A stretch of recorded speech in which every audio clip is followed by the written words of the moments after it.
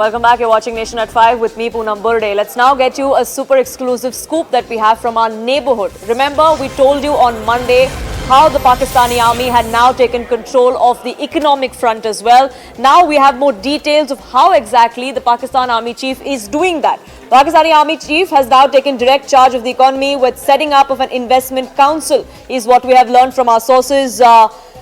Within Pakistan, within the administration of the caretaker government there, we're now learning that a special investment facilitation council that is going to be based out of Karachi has now been formed under the leadership of the Pakistani Army Chief, General Asim Munir. More details now trickling in of what exactly this council is going to be doing and how the Pakistani Army is going to be keeping an eye on it. Here's what we have learned from our sources in Pakistan, from the administration there. We're now learning is that the army chief is in touch with UAE, Saudi and investors in Qatar. The economy in Pakistan is in complete doldrums, which is why they're now looking at friendly nations for investment proposals. Karachi has now become the hub. The Karachi Core HQ becomes the center for all of these key meetings that are going to be held with the investors, with businessmen, like we saw happen over the weekend as well. A special investment council has been formed for faster clearance, so that when there are proposals that are on the table, there is no time wasted in dilly-dallying and the money comes in right away. That's really the strategy that the Army Chief is planning on playing.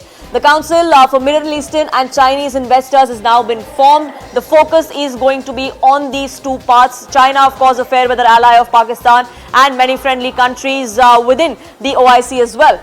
Army officers are going to be giving PowerPoint presentations. So the army has completely taken over as far as restructuring of the economy is concerned, as far as how pulling out of Pakistan will happen out of this economic mess. There is an assurance that's coming to the fore as well, as far as investment worth billions of dollars is concerned.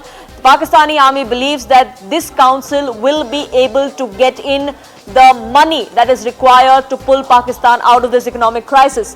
The focus is going to be on corporate farming, on mining, minerals and the IT sector. That is what we've now learned from our sources within the administration there. The Pakistani Army Chief himself overseeing this entire operation, not leaving anything to chance, not leaving anything to the caretaker civilian government that is in place there. Anand Narasimhan, my colleague, now joining us, getting us more details, putting this in perspective. Now, it's no secret, Anand, that it is the army, in fact, that calls the shots and not really the civilian government. Economy is something that the army chief has now taken personal interest in.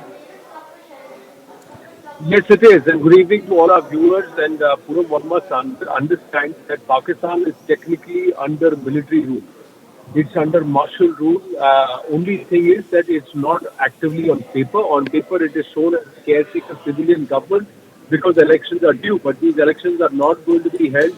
And the Election Commission of Pakistan has said the elections cannot be held before February next year.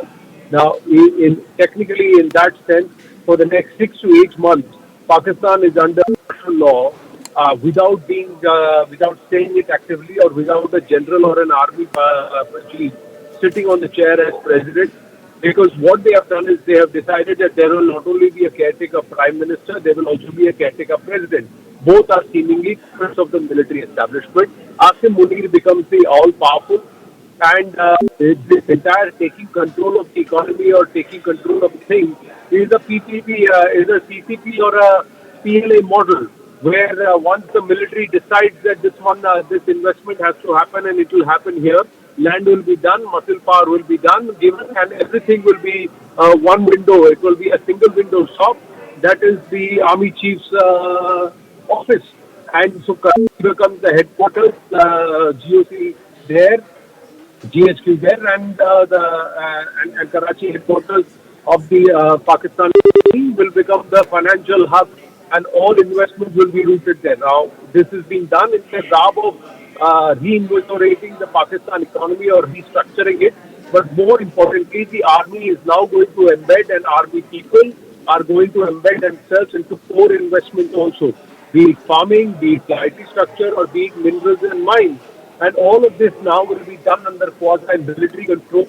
So tomorrow, even if there is a civilian government that comes back, what is the guarantee that these controls or these investments will move away from army control and will go back to the civilian government?